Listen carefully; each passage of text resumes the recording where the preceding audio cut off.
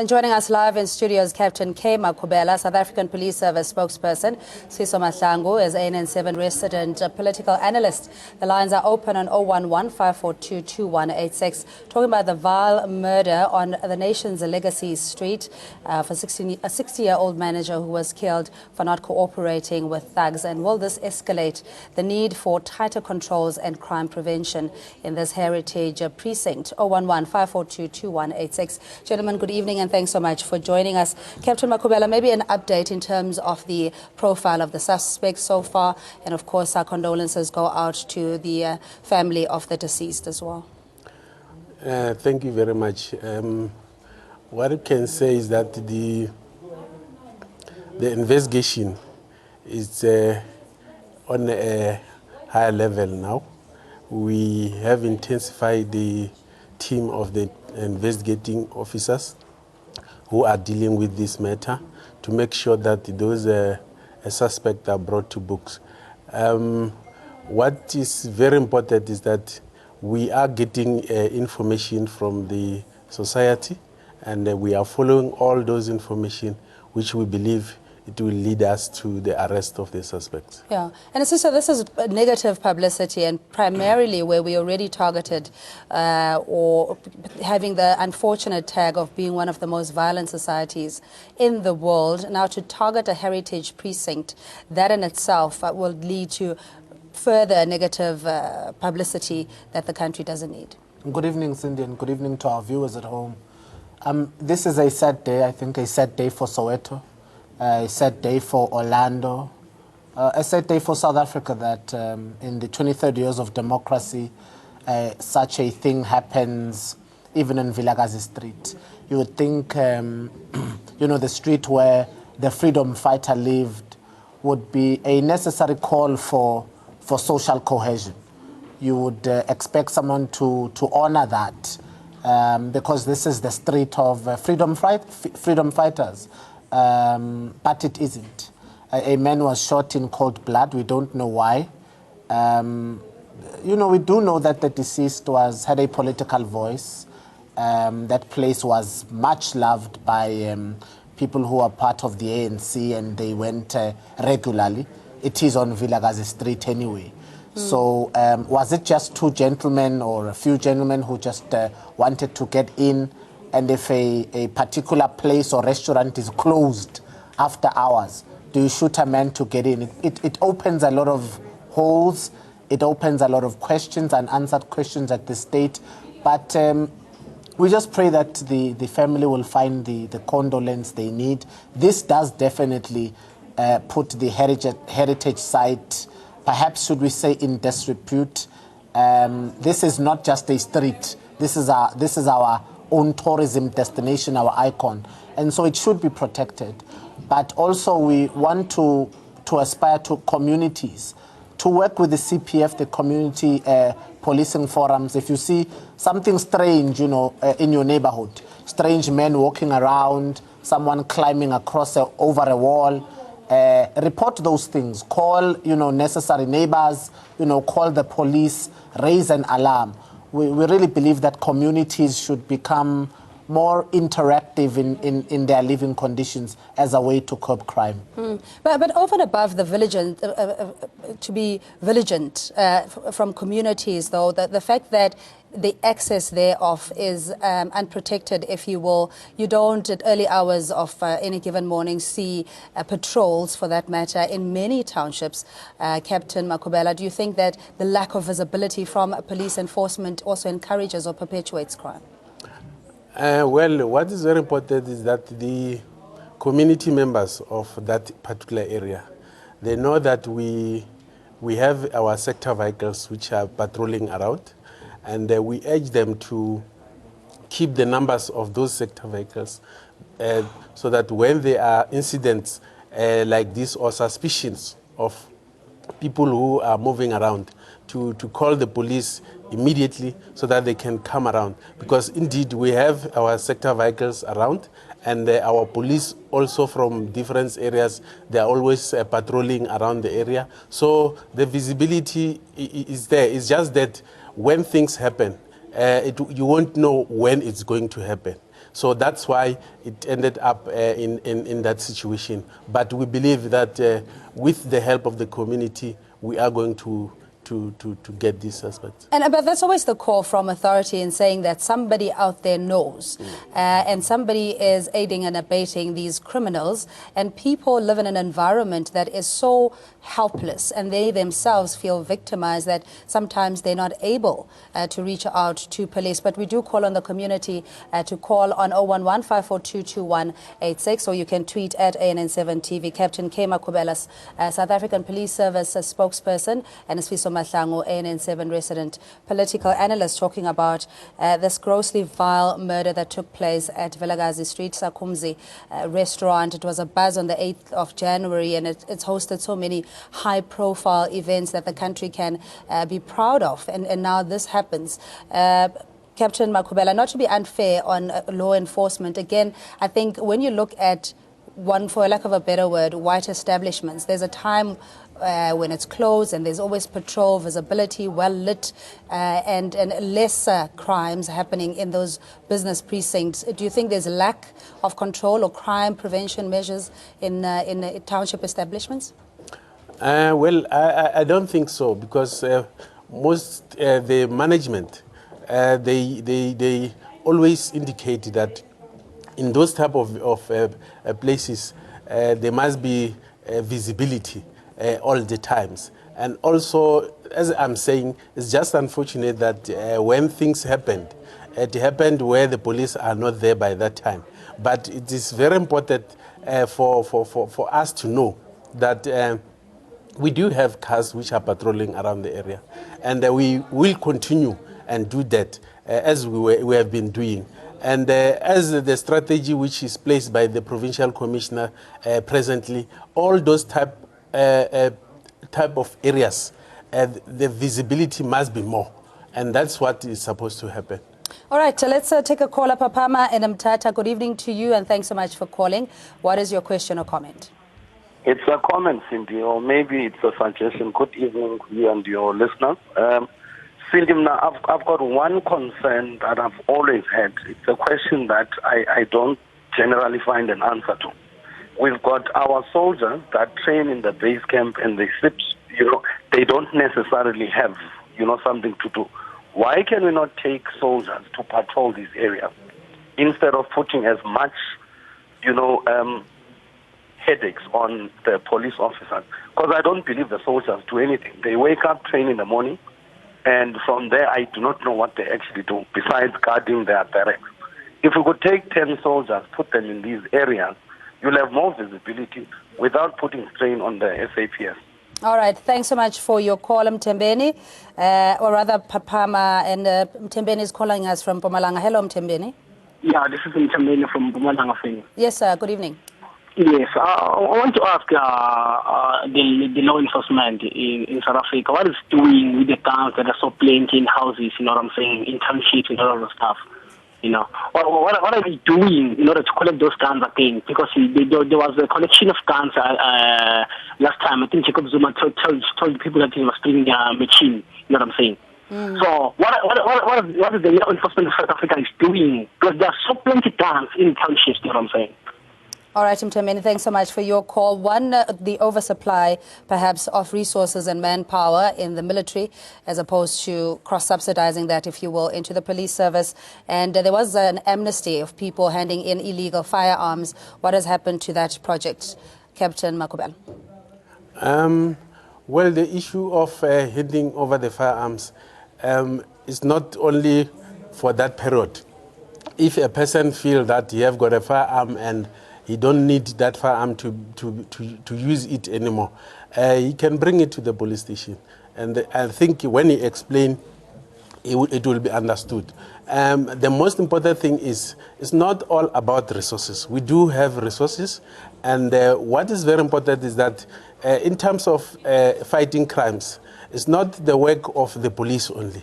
Because remember, the people who are committing this crime is the people who are residing in our houses, and we know who are they. So it's better for those people who knows that they are these people who are committing this crime to inform the police immediately, even the time of planning, there are people who knows that there are people who are planning to go and commit crime. So those type of information is what is needed to the police so that we can be effectively fighting this crime. Yes, we do have our intelligence. They go out, they gather some information. Some information just slip.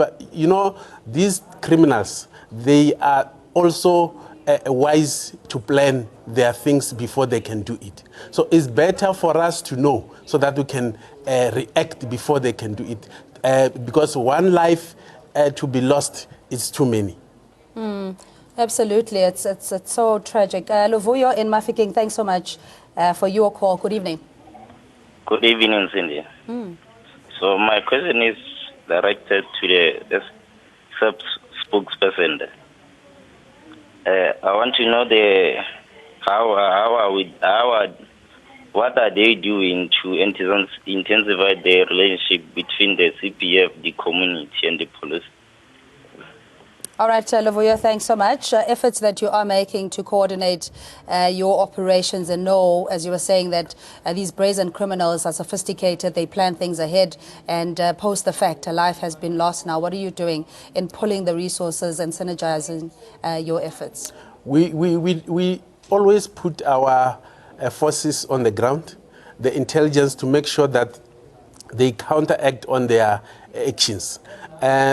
So far, as much as it happened, we have reinforced our resources. We have reinforced our members to the area to make sure that we try to search for those criminals. We know it might happen that those criminals are not residing at the vicinity, and that we are going to follow all the information which we are going to get from wherever they're coming from.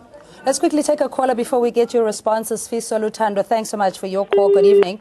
I think Lutando just ran out of patience there. But beyond appealing to the conscience of communities and the obligation that we have to keep watch over each other, Ubuntu, you know, I am because you are, and being concerned not only of your self-preservation in the case of those that do not want to report criminal activity, albeit that they're aware of it. I mean, how do we curb the brazenness of criminals in society and not be just fixated on the numbers to say 6% of contact crimes have declined in this particular year? How do we go about that, Sfiso? Oh, well, I've got two things to raise with this. Gun control in this country is a problem. And I don't know if it's the availability of military warfare material or just a looseness, I think, within police with guns. There are too many guns on the street. So we have a gun control issue in this country. And you don't know how thieves get these guns, but they are out there. And I don't think that the police are doing enough to get these guns back. I don't think there's the right sort of infrastructure to collect them. So there's a firearm challenge that I believe SAPS, the Ministry of Safety and Security, must address in this country.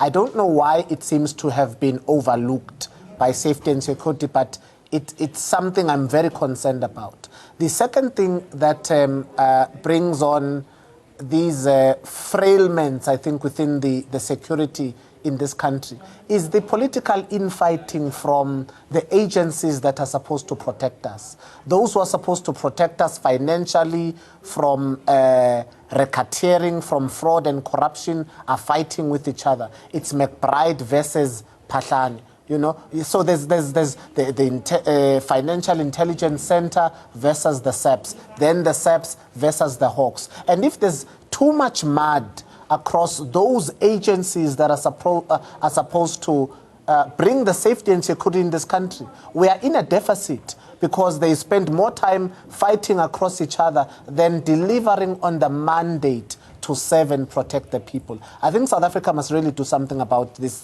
political mudslinging that has seemed in the last few years caught up within our security agencies in the country. All right, let's invite Mbuso from Midrand. I'm not sure if you will agree that there is political polarization of strategies in terms of preventing crime and dealing with it in society where the heads or the bulls are fighting and therefore the grass or communities are affected. But Mbuso, good evening to you and welcome. Evening. What's your question or comment? Mine, it's a comment. It's more of the way the police are patrolling. I'm sure when I have noticed the police, they are always driving around in those vehicles. Most of them, they are now fed. They can't even run. So if the commissioner there or sergeant, you can take off those vehicles. We have visible policing, people walking around. Wouldn't be experiencing such. Okay. Just like if you go to the UK, policemen are walking around the streets. Okay, and also saying that another intervention perhaps is more foot patrols as opposed to driving around in vehicles where you could miss critical evidence or some crime in progress. Yes, indeed. The foot patrol is assisting more for visibility. As you have seen during the festive season, all over where there were businesses, we were all over the places, and they were not driving. At the malls, people are not driving inside the malls, they are walking. So same like in Vilagazi Street, when you are there, it's not to say you are driving, you can park the car and walk around and make sure that the visibility is there. The most important thing is that the police are hard at work. Hard at work to such extent for this only for the weekend, which we are coming from. We have confiscated 22 firearms around Gauteng. And those 22 firearms are the firearms which are known that they are with the family members at their homes, and those are illegal firearms. We have arrested 2,871 suspects for the past weekend, and that shows that the police are hard at work, and what we only need from the community is the information which can lead us to arrest those people. We had an incident in Niger where also the CPF was shot and killed for this past weekend, and that on its own, he was trying to assist those shopkeepers at that particular internet cafe.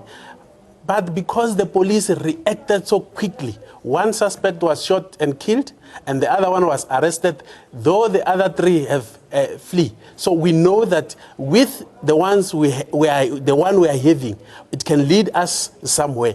But it's not only that because we're having that one. Is the only thing is the information from the society which can lead to the arrest of these suspects, even before they can commit the crime. Absolutely. Prevention is better than having to deal with a life lost. Bongani and Pumalanga, hello to you, and Dumsane, we see you as well. Good evening.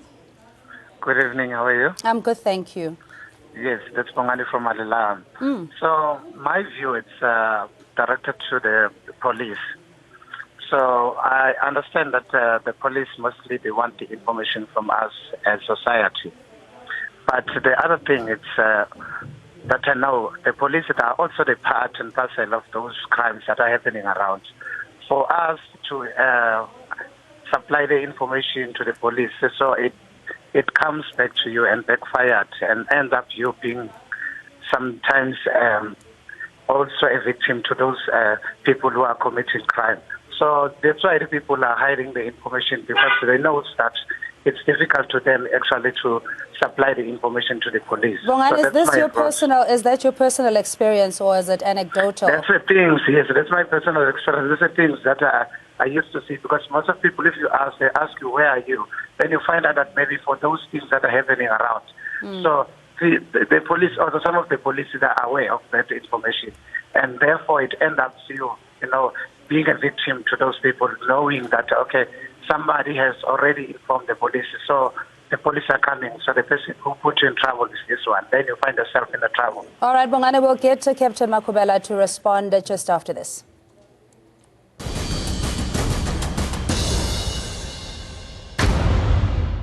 And news just then, Gauteng Tourism regrets the Vilagazi Street fatal shooting. The tourism CEO, Spiwe Ngwenya, expressed condolences to all parties, and the unfortunate incident has affected particularly the family of the deceased, and express hope that law enforcement agencies will bring the perpetrators of this ghastly act to book. And they have called on all communities to work with us in the creation of a livable community and neighborhoods. Gauteng Tourism will continue to work with stakeholders to cement Vilakazi Street's pride of a place among the many tourist attractions in South Africa. All right, Tumsane, thanks for your patience. Good evening to you. What's your comment or question on this matter? My comment on this matter, especially regarding crimes that are committed at Vilakazi. I just wanted to mention that most people who are committing crime on that street are people from hostel, into the hostel. Last time we were there, and then two ladies came running. We were sitting in a restaurant, and then they said they were robbed cell phone. We then chased those suspects. They were driving a Quantum, silver Quantum. They parked that Quantum around the corner, then they walk and commit crime there. If police can do operation and search that hostel, too many firearms will be recovered there, because most of the time these guys, they run to hostel. There's a Quantum that they're using to commit all those robberies. It's not only Vilakazi where they committed that crime. Establishment in Diepkloof was robbed by the Quantum. News Cafe at Maponya Mall was robbed by the very same Quantum. All right, Tumsane, can I just request, I'm sorry, we press for time, if you'll give us the details that we'll forward to Captain Makubela. Thanks indeed for your call as well. Sfiso, I mean, it's encouraging that we have people engaging at least and confronting the issue head on. Over and above that, there's, a certain coordination of efforts that is required from all stakeholders. It is unfortunate that a life has been lost, but the brazenness of criminals in this country needs to be ended and stemmed in the bud. It is with saying, Cindy, that the hostels in this country have always been a contentious issue. If you remember pre-1994, how dangerous the hostels were. I remember the KZN hostels were a very bad place.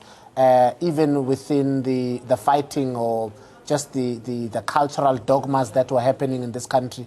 And maybe that spirit has continued. And maybe those weapons have continued as well, because guns don't evaporate. People decide to bring them to the police, or else they continue to work unless the owner buries them. So it is good that there is some community engagement. But maybe there's a thing in this country that needs to be corrected, because every time someone records or reports a crime, in the past, if you were ever to tell on your neighbor or to spill the beans concerning a crime. And apartheid did this to us, because, if you dealt with the police, we'd ban you. I think those ideologies, that mentality needs to change. And we need to cooperate within social cohesion and say we need to build our communities. And crime prevention starts with us. If anybody knows something, they need to report it. All right, so just the last words very briefly, Captain, especially when it comes to the trust deficit that one of our callers was talking about, and also your efforts in reaching out to the so-called hotspots, in this case, hostels. Well, indeed, when we got the information of wherever there are criminal activities, we do plan for that place to make sure that we go and hit and do the raiding. And we hope those people who are saying so, they will bring the information forward. And as they are saying, we always have operations in terms of raiding hostels, but not to say when we raid those hostels, we are saying the people who are residing in hostels, they are not human beings. No. The fact is, the information, some of the information, we get it from those residents from the hostels. And there are good people who don't want criminal activity to take place in their area. The criminals are very few. So, but what we are saying, people give information, we will make sure we do the job.